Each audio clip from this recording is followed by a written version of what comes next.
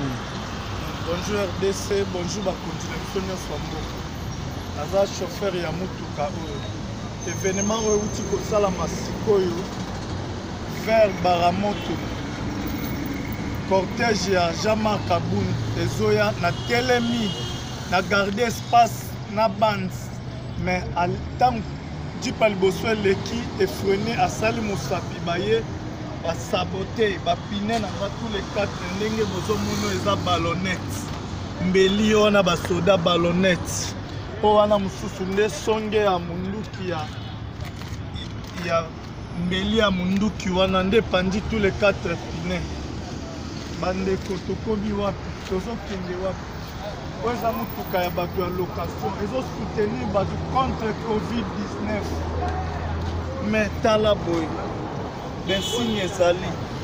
ntina nsima ezolakisa otu besigne ya ballonnette mbeli etoboli tosali nini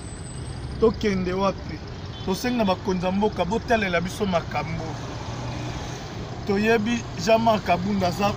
président IDPS wana azofingisa IDPS azofingisa chef de l'État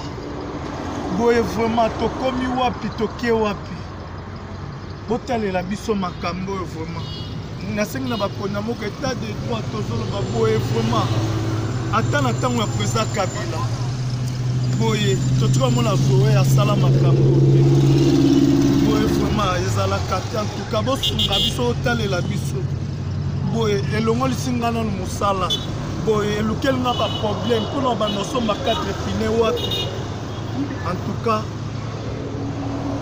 président de la république